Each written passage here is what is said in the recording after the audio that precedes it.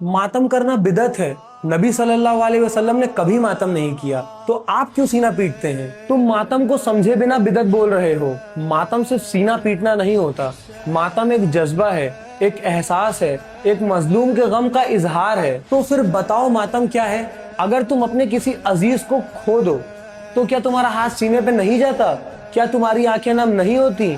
क्या तुम्हारा दिल नहीं तड़पता? ये तो फितरी बात है। बिल्कुल, इसीलिए अल्लाह ने कुरान में गम का जिक्र किया है। याकूब अलैहिस्सलाम जनाबे यूसुफ के गम में इतना रोए कि उनकी आंखें गम से सफेद हो गई। सूरे यूसुफ, अल्लाह ने ना उन्हें रोका और ना उनके गम को गुनाह कहा। लेकिन इमाम हुसैन अलैहिस्सलाम पर हुए जुल्म को याद करके आप जो मातम करते हैं, उसका सबूत? चलो करबला के पहले चलते हैं कि जनाबे उम्मे सलमा फरमाती हैं कि जनाबे जिब्रील जब रसूल सल्लल्लाहु अलैहि वसल्लम के पास करबला की मिट्टी और इमाम हुसैन अलैहिस्सलाम का शहादत नामा लेकर आए तो रसूल सल्लल्लाहु अलैहि वसल्लम की आंखें नम हो गई। यानी करबला से पहले ही नबी सल्लल्लाहु अलैहि वसल्लम मौला हुसैन के गम में रोए थे। जी हाँ, जिस शहादत पर नबी सल्लल्लाहु अलैहि वसल्लम रोए, जिस शहादत की खबर जनाबे जिब्रील लेकर आए, जिस शहादत की खबर में जनाबे फातिमा ज़हरा सल्लल्लाहु अलैहा हुई, क्या उस शहादत को भूल जाना चाहिए? लेकिन करबला के बाद अहले बैत अलैहिमुस्सलाम ने क्या किया? करबला के बाद जब काफिला अहले बैत करबला की जानिब से गुजरा और जनाबे ज़ैनब सल्लल्लाहु अलैहा ने अपने भाई के कटे हुए सर को देखा, रवायत में आता है कि उन्होंने अपना सर महमिल की लकड़ी से मारा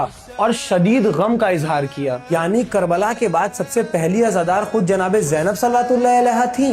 जी, सिर्फ जनाबे ज़ैनब सल्लल्लाहु अलैहा नहीं, इमाम ज़ैनुल आबिदीन अलैहिस्सलाम ने भी करबला को कभी नहीं भुलाया। रवायतों में मिलता है कि जब भी पानी देखा करते थे, मौला हुसैन की प्यास याद करके रो पड़ते थे। और अइम्माए अहले बैत अलैहिमुस्सलाम, इमाम रज़ा अलैहिस्सलाम फरमाते हैं, जब मुहर्रम आता था तो मेरे वालिद के चेहरे पर गम नुमाया हो जाता था और आशूरा आते आते ये गम और बढ़ जाता था। और इमाम रज़ा अलैहिस्सलाम ने फरमाया, जो मौला हुसैन के गम को याद करके रोए या रुलाए वो कयामत के दिन हमारे साथ होगा। लेकिन लोग कहते हैं मातम का इस्लाम से कोई ताल्लुक नहीं।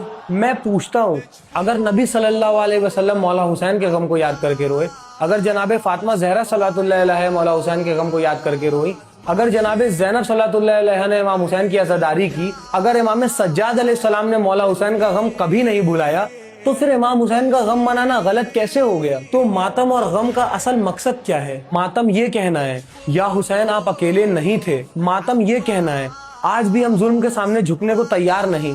मातम एक आंसू नहीं, मातम एक आवाज है, वो आवाज जो करबला से उठी है और हर दौर के यजीद को चैलेंज करती है।